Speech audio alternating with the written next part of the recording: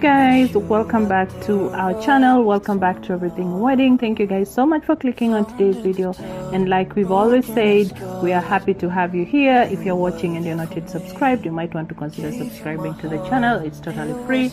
You can also give this video a thumbs up, as that helps to grow the channel. Hit that notification bell so that you're notified each time we upload a new video, and leave me a comment in the comment section. Let me know which gown on this video is your favorite. You at the right time.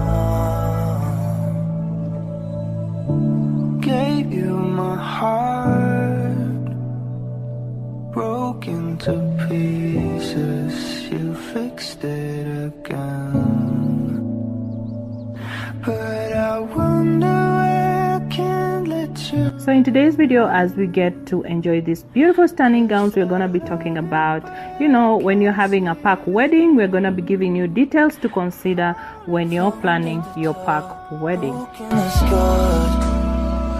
were there for me, gave you my heart, it was a part.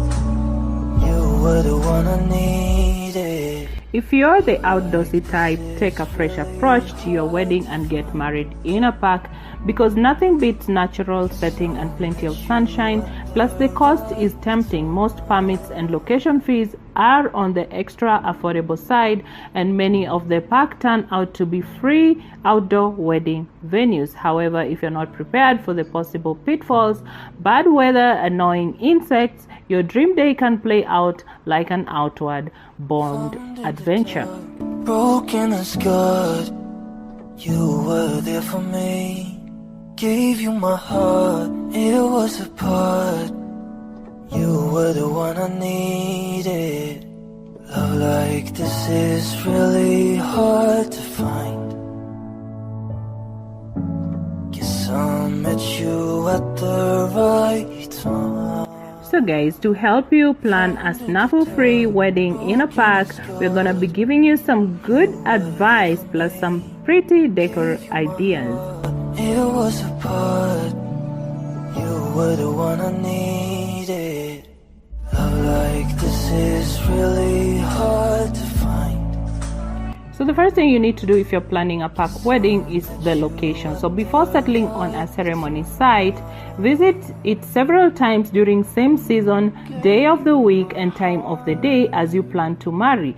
Take note of pedestrian traffic and the position of the sun. This will help you determine where you place your officiant, your bridal party, and guests. For example, you don't want people squinting into late afternoon rays, so try to anticipate potential problems beforehand, like restrooms, facilities, and ample parking.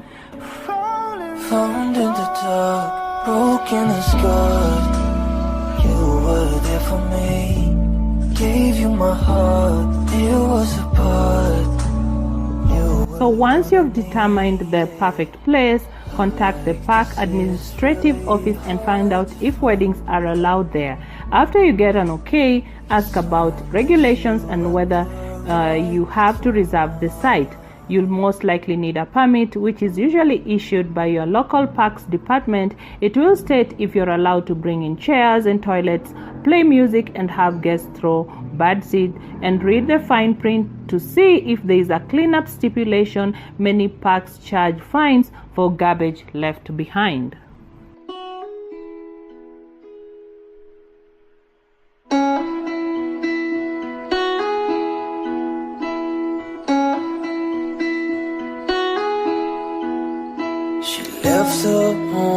Permits are usually issued for free of charge, but you'll probably have to pay a small location fee. National parks charge anywhere between $50 and $200. She got time, and she knows what to figure out. You also need to consider religious affiliations.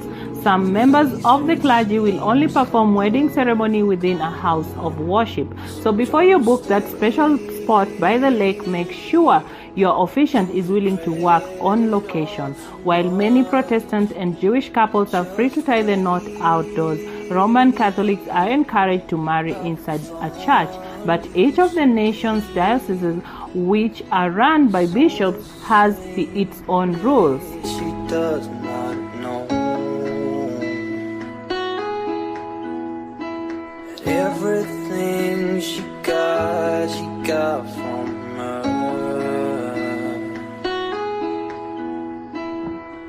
You also need to consider the weather. If Mother Nature is having a bad day, it may translate into a rain-soaked ceremony site. So it pays to always have a plan B. The safest strategy is to secure a permit that will allow you to use an existing gazebo or barn shell if one is close at hand. And although tents aren't usually used for ceremony, you might consider renting one for the day. Check with the park officials beforehand about regulations, but just be prepared to pay for it regardless of the weather.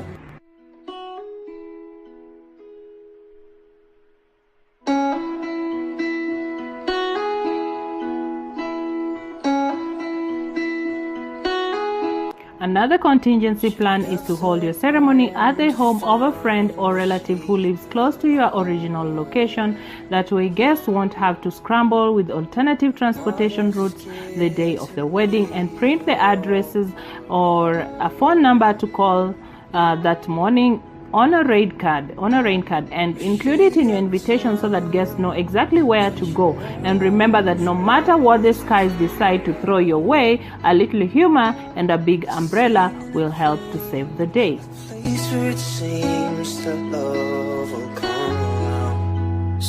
You also need to consider the dress. Since most park weddings take place during daylight hours, a bride shouldn't look like they are attending the Oscars.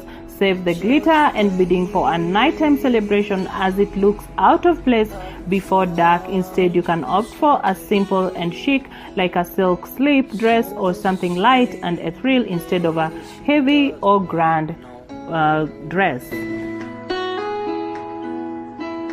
Everything she got from. So just as evening wear is a fashion for the daytime bride, tuxedos are a taboo for a groom. If yours will be a formal affair, they need to wear a stroller or morning coat with striped pants. A four-in hand tie completes the look, and keeping things casual, you have them choose a dark suit paired with a dress shirt and a tie. The important thing to keep in mind is that the formality of their outfit should match the formality of your dress. Just wait, I will find you someday. So guys, I just want to thank you so much for watching today's video. We'll be able to continue on our next video, so make sure that you're subscribed and also hit the notification bell so that you will be notified when we upload the next video. And also give this video a thumbs up if you enjoyed it or if you found it useful. And guys, leave me a comment in the comment section. Let me know which gown on this video is your favorite. You can also get to share this video with your loved ones because you never know who might need it. And guys, thank you so much for watching, and I really hope that I'll be able to see you guys on the next video.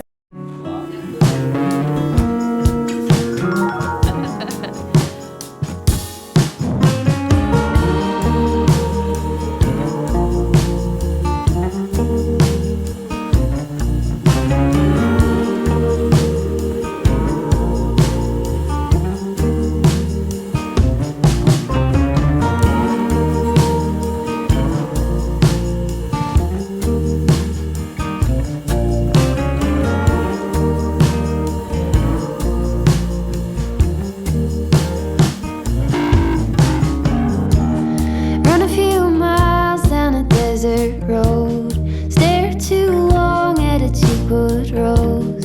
It's fixing something that's been broken. Go get lost in a little town, get dressed up and just drive around. Get both feet on some solid ground. I'm gonna fill this bucket up to the top.